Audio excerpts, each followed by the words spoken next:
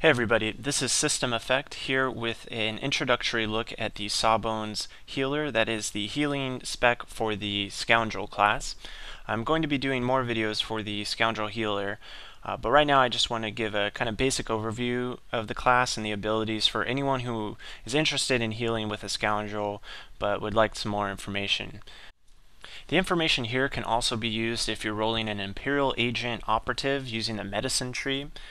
Since I roll a Scoundrel, I'm going to be using the Scoundrel ability names, but the trees are exactly the same, the abilities are exactly the same, so you can use this information. You just need to find out what the ability is called on the Imperial Operative side.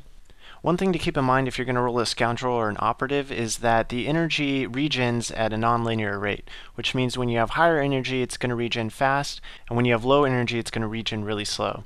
You need to keep this in mind with your rotations so that you're not spending too much energy at one time. You'll want to keep energy above 75%, and that way you'll regen at the fastest rate possible.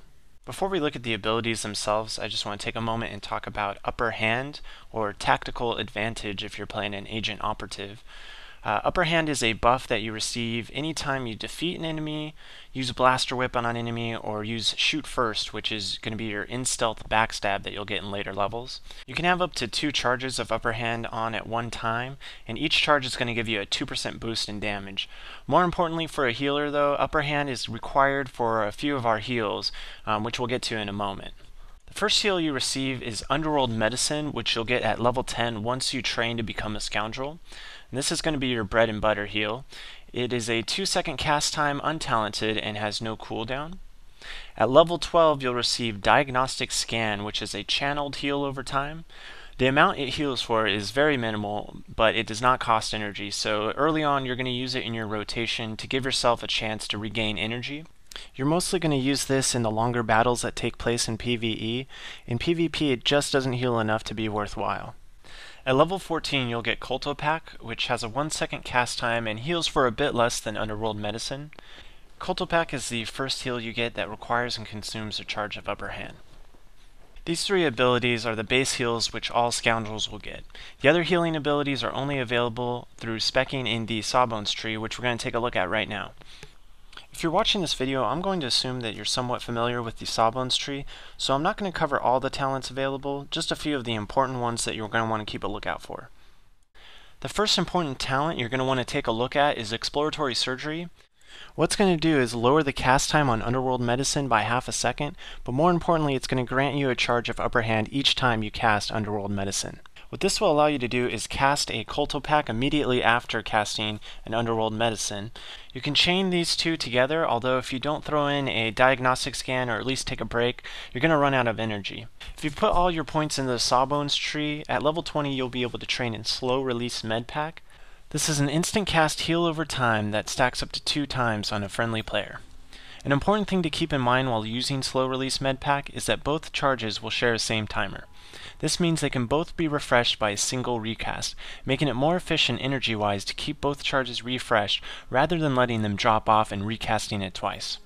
Also, if you have another Scoundrel healer in your group or are in a war zone with one, your 2 charges of Slow Release Medpack will stack with theirs. At level 25 you will be able to put points into Medpack Mastery. When fully trained it will give each tick of Slow Release Medpack a 30% chance to grant Upper Hand. Although this can only happen every 6 seconds, it is a big source of Upper Hand in later levels, especially if you have Slow Release Medpack on 2 or more players. At level 30 you get one of the best abilities in the Sawbones tree, Emergency Medpack. Like Pack, Emergency Medpack requires and consumes a charge of Upper Hand. While it doesn't heal as much as Pack does, it is both instant cast and energy free, and upon getting it, your rotation is going to change. You should no longer be using Diagnostic Scan as your energy free heal, since by now you will have ample charges of Upper Hand available. It also takes the place of Pack, although if your target isn't on the verge of death, you can still use Pack for the bigger heal. If your energy regen is high enough, you can chain Underworld Medicine and Emergency Medpack back to back indefinitely. At level 31 you should train in the Emergent Emergencies talent. This will increase the healing done by Emergency Medpack as well as regrant Upper Hand if the target is below 30%. This is great not only for tough boss fights in PvE, but also for many PvP situations as well. It will allow you to spam Emergency Medpack until the target is either healed above 30% or they just die. Finally, the last ability in the Sawbones tree is the Colto Cloud, an area effect ability that can hit up to 4 targets with heals over time. Colto Cloud costs the same as 2 casts of slow release medpack and heals for almost as much, so you can use it only if it hits 2 players. However, it will not have the chance to regrant upper hand each tick like slow release medpack does, so you'll need to learn when and where is the best place to use it. This is a standard build for a healing Scoundrel. It has all the talents we talked about along with enough others to unlock the upper tiers. You can always choose different abilities on your way to unlocking Colto Cloud depending on what suits your playstyle most. However, I would not recommend putting points into the Prognosis Critical or Patient Studies talents. These 2 talents bolster the Diagnostic Scan ability, making it crit more often and regaining energy when it does so. The energy regained in this way is very minimal and doesn't make up for the ability's less than stellar healing. These talents are fine to get before level 30, but once you have emergency medpack, you shouldn't be using Diagnostic Scan at all, so they're better served in other talents. Once you get Colto Cloud, you should have 10 extra talent points to spend. There are 3 talents outside the Sawbones tree which should be considered. First is Survivor's Scar in the Scrapper tree, which boosts your healing by 3% and healing received by 9%. Next is No Holds Bar in the Dirty Fighting tree, which will boost your crit chance on both heals and damage by 6%. The last is Black Market Mods, which will boost your Alacrity by 4%. Alacrity is the game's haste and will speed up not only the cast times, but also your global cooldown. And while getting an Underworld Medicine off a split second earlier might save a life here and there, the value of a 4% boost for 2 talent points is debatable, especially if you're equipped with gear that already gives you Alacrity.